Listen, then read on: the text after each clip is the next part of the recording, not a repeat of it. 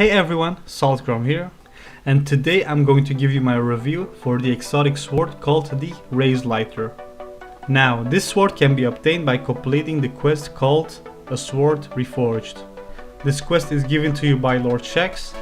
After you get the legendary version of the sword called the Soul Edge, infuse it to 280 attack and fully upgrade it. This sword will take your heavy weapon slot and will use heavy ammo to refill its energy. Every swing with your sword will cost you 1 energy, and every heavy swing will cost you 5 energy, but this one does a lot of damage. If you spec for it, the maximum ammo capacity, aka energy, for your sword is 81. Now let's talk how the sword performs in PvE. Firstly, let's take a look at the perks. In the first row we have Tempered Light, which gives you increased armor when wielding the sword. The armor increase is not that much, so don't expect to be a tank when wielding the sword.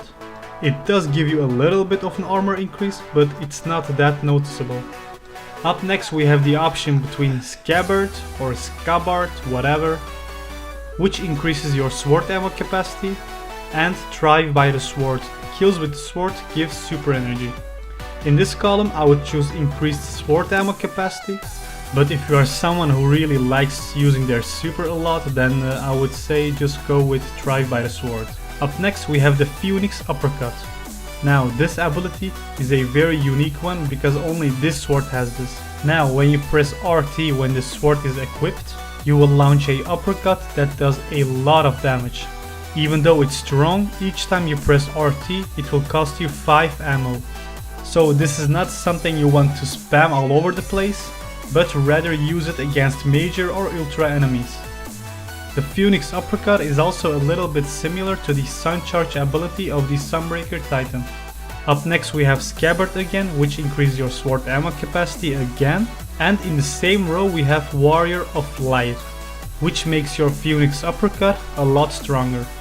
Now for PvE I would definitely use a Warrior of Light, because in PvE, when you are in melee range with your enemies, you want to kill them as soon as possible, before they kill you. And Warrior of Light will help you in killing your enemies a lot faster.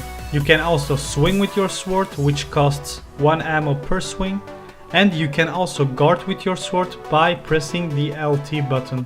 When guarding with the sword, you only protect your front side. Your backside is still vulnerable when guarding with your sword.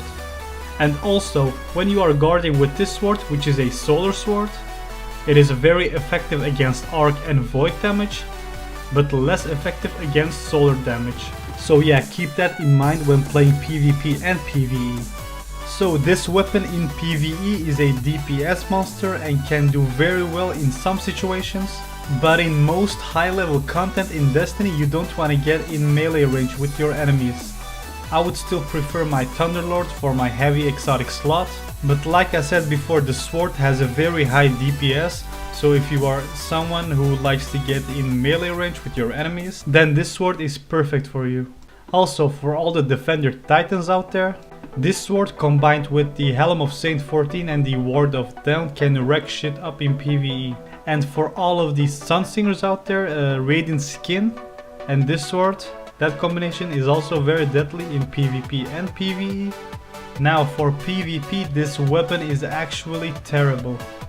Yesterday I wanted to get some gameplay with this weapon in PvP for you guys, but I failed over and over and over, and it was just, yeah, it was terrible. The reason it's terrible in PvP is just because it's a melee weapon. When the heavy ammo spawn in the map, most of the players will have machine guns and rocket launchers.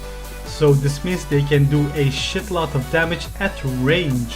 Yeah, you can guard with your sword, but when the enemy player has a machine gun or a rocket launcher that matches your sword element, then you're basically fucked. So yeah, in PvP I recommend you guys to use a machine gun or a rocket launcher instead of this exotic sword. I'm aware that the Arc exotic sword has a ranged attack, but I don't have it yet, but as soon as I get my hands on it, I will make a review of it, so stay tuned for that. And thanks for watching guys. If you guys enjoyed the video, please be sure to leave a like and subscribe for more Destiny content. And I'll see you guys on my next video.